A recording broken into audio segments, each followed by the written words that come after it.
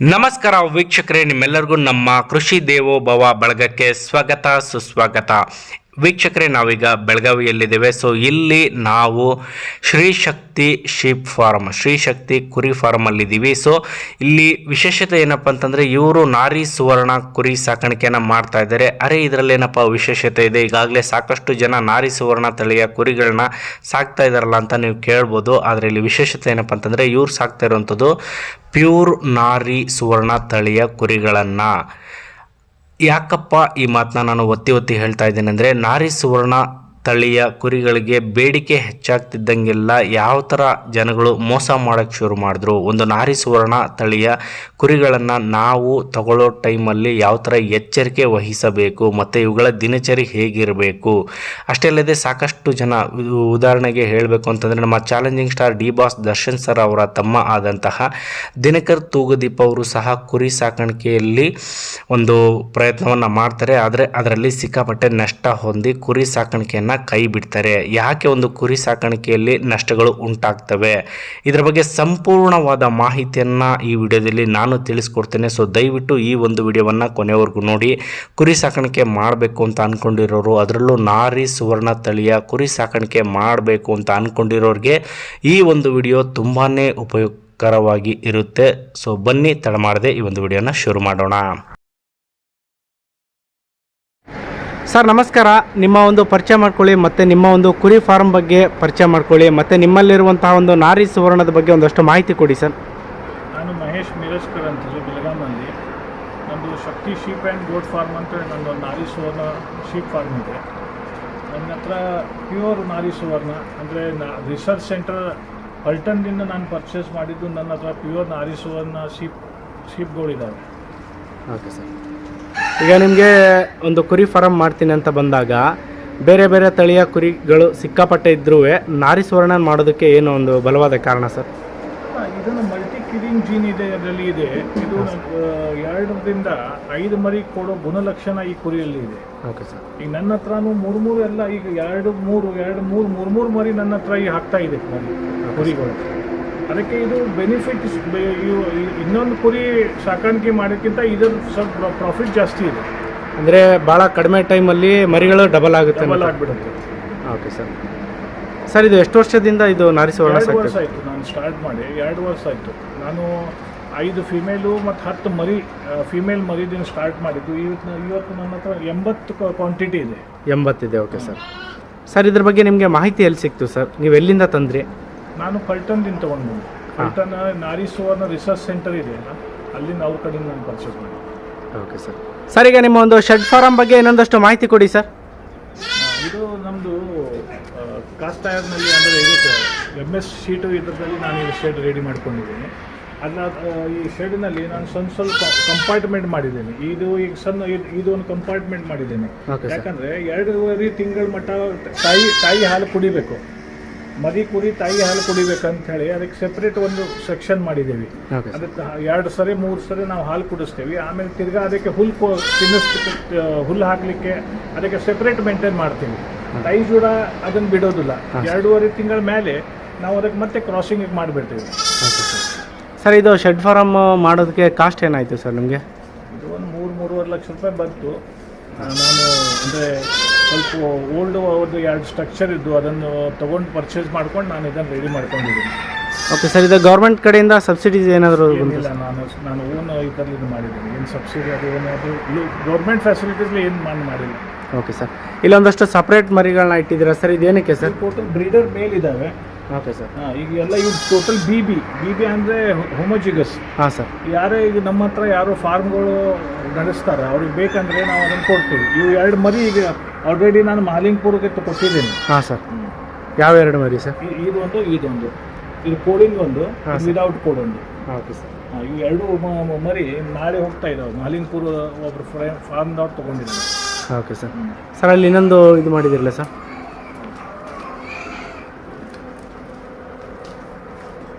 Sir ಈ ಮರಿಗಳನ್ನ ಏನಕ್ಕೆ ಸಪ್ರೇಟಾಗಿ ಇಟ್ಟಿದ್ದೀರಿ ಸರ್? ಇದು 2.5 ತಿಂಗಳ ಮೇಲೆ ನಾವು ಯಾವಾಗ ಹಾಲು ಬಿಡಿಸ್ತೀವಿ 3 ತಿಂಗಳ ಮೇಲೆ, ಅದಕ್ಕೆ ನಾವು ಸೆಪ್ರೇಟ್ ಮಾಡಿಬಿಡ್ತೇವೆ.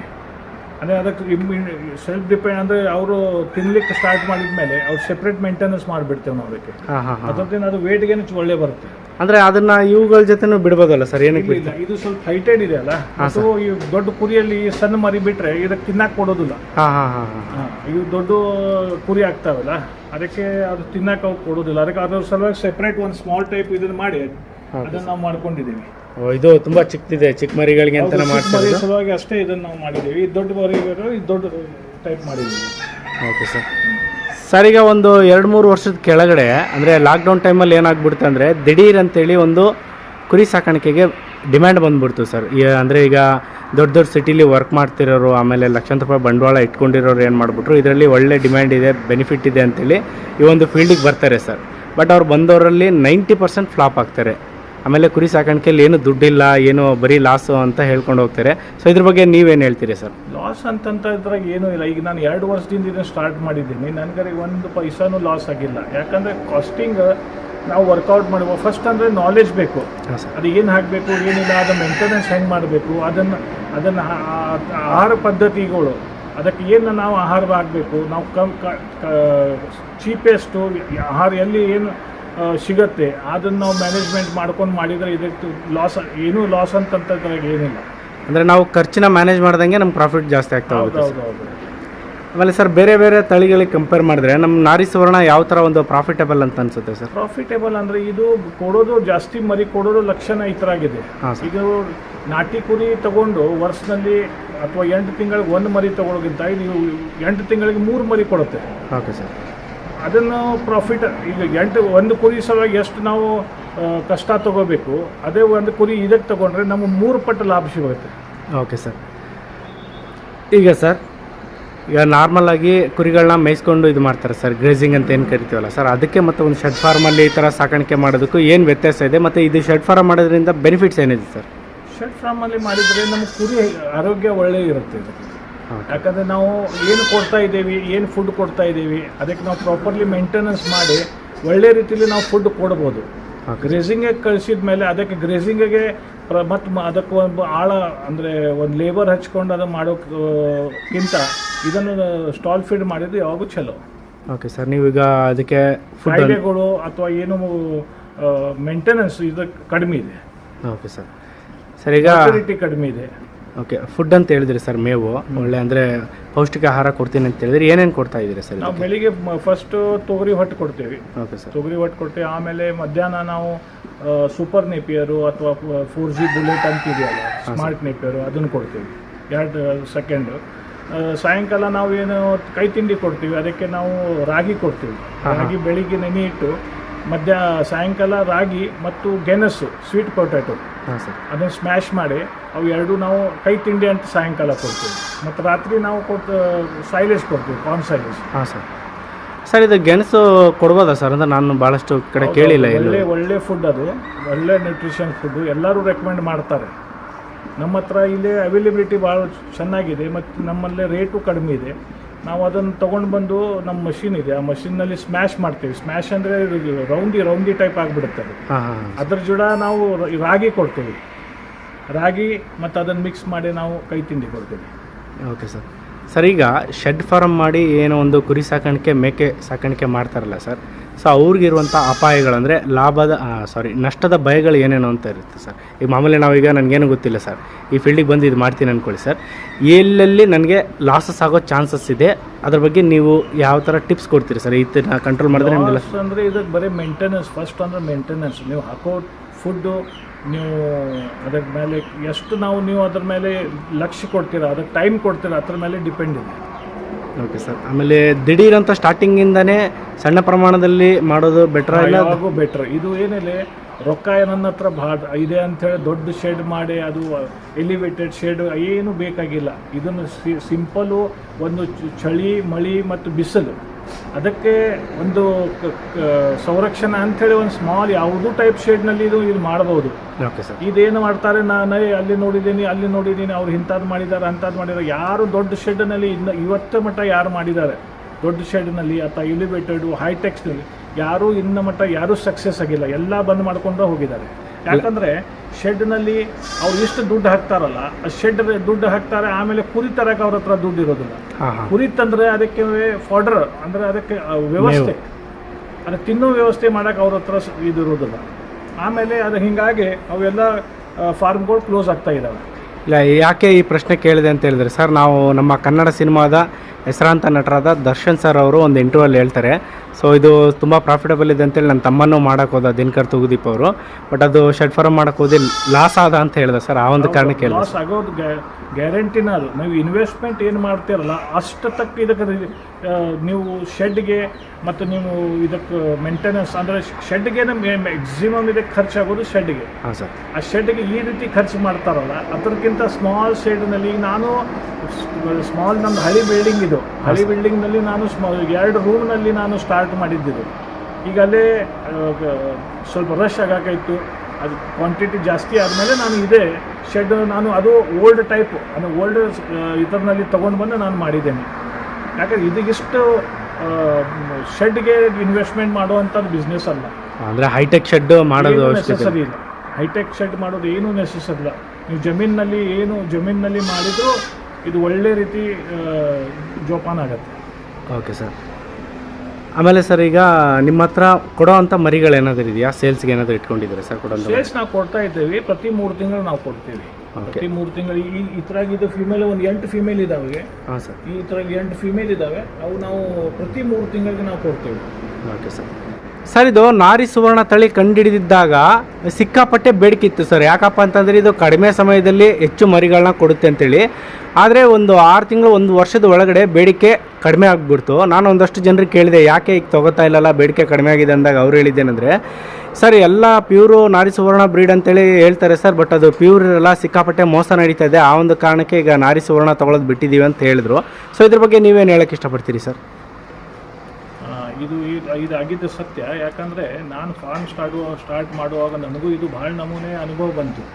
ಯಾಕಂದರೆ ಇದು ಬೆಂಗಳೂರು, ತುಮಕೂರು ಈ ಸೈಡ್ ಎಲ್ಲ ಏನು ನಾರಿ ಸುವರ್ಣ ಸ್ಟಾರ್ಟ್ ಮಾಡಿದ್ರು, ಅವ್ರ ಬೇಡಿಕೆ ಹೆಚ್ಚಿಗೆ ಆಗೋದು ಸ್ಟಾರ್ಟ್ ಆದಮೇಲೆ ಅವರು ನಾಟಿ ಕುರಿಗೆ ನಾರಿ ಸುವರ್ಣ ಮೇಲ್ದಿನ ಕ್ರಾಸ್ ಆಗಿದ್ದು ಮರಿಗಳು ಇವ್ರು ಮಾರಲಿಕ್ಕೆ ಸ್ಟಾರ್ಟ್ ಮಾಡಿದರು.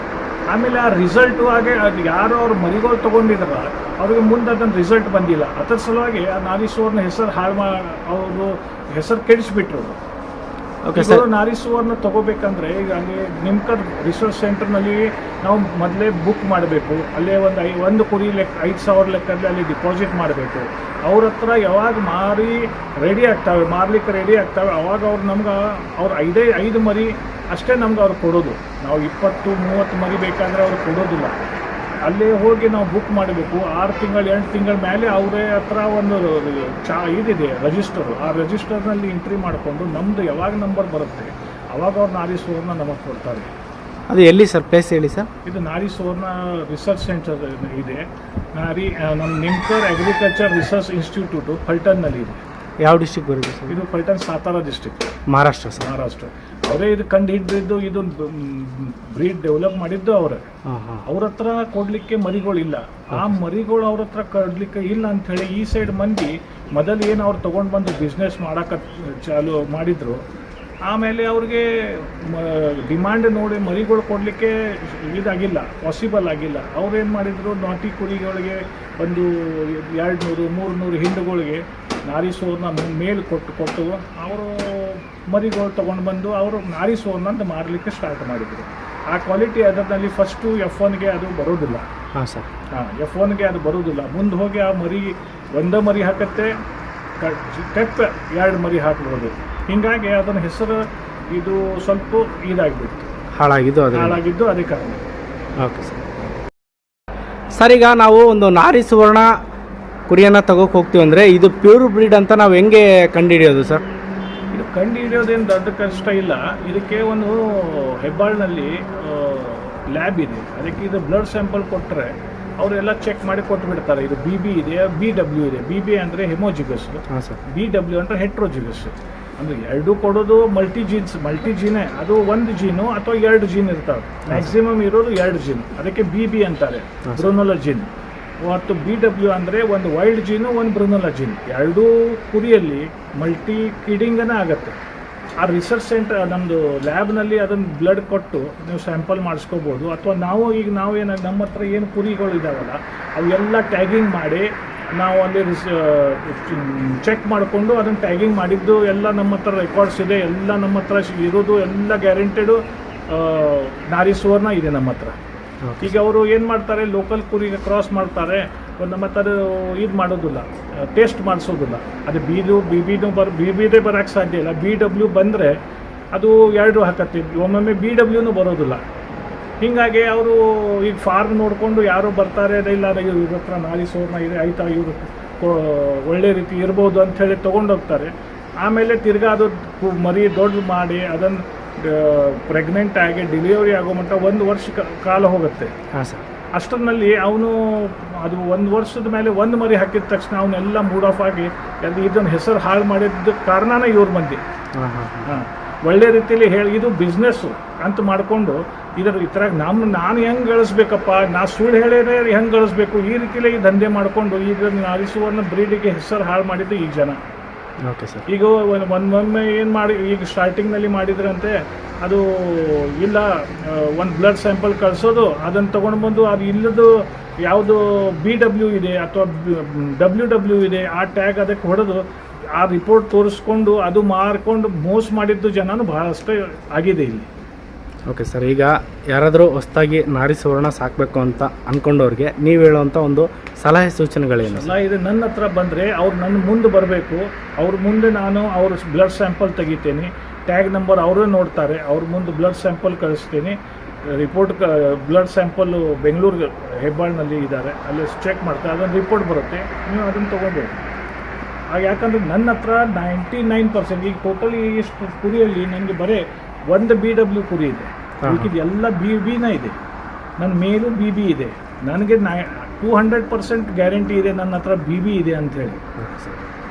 ಯಾರಿಗೆ ಬೇಕಾದಿದ್ದರೆ ಅವ್ರ ಮುಂದೆ ಬೇಕಾದರೆ ನಾನು ಮತ್ತೊಮ್ಮೆ ಯಾರಿಗೆ ಮರಿ ಬೇಕಾದರೆ ನಾನು ಇನ್ನೊಮ್ಮೆ ಅವ್ರಿಗೂ ಜಿನೋಟೈಪ್ ಮಾಡಿ ಕೊಡ್ತೇನೆ. Okay sir. ಈಗ ಸದ್ಯಕ್ಕೆ ಒಂದು ನಾರಿ ಸುವರ್ಣದ ಕುರಿಗಳ ಬಗ್ಗೆ ಮಾರ್ಕೆಟಲ್ಲಿ ಯಾವ ಮಟ್ಟಕ್ಕೆ ಡಿಮ್ಯಾಂಡ್ ಇದೆ ಸರ್?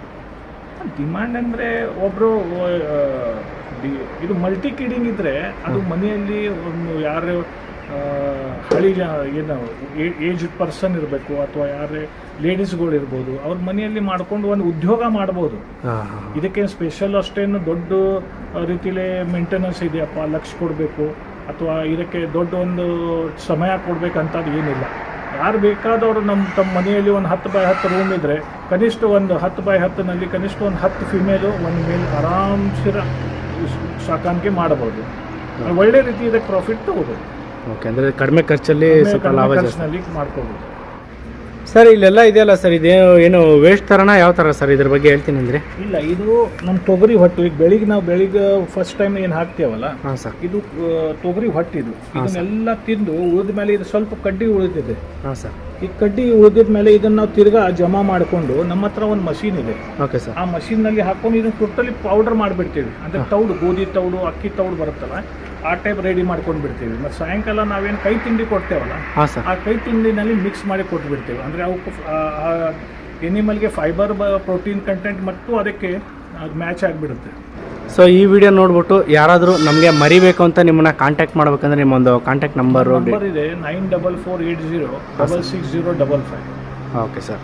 ಇದು ಬೆಳಗಾವಿಲಿ ವಿಳಾಸ ಹೇಳಿ sir, address? Belagavi Suvarna Soudha in front ಇದ್ರಿಗೆ ನಮ್ಮ ಫಾರ್ಮ್ ಇದೆ. ಹೈವೇ ಟಚ್ ಅಂದರೆ ಸುವರ್ಣ ಸೌಧ ಇದ್ರಿಗೆ ನಮ್ಮ ಫಾರ್ಮ್ ಇದೆ. ಓಕೆ ಸರ್, ಮಾಹಿತಿ ಕೊಟ್ಟಿದ್ದಕ್ಕೆ ಧನ್ಯವಾದಗಳು ಸರ್.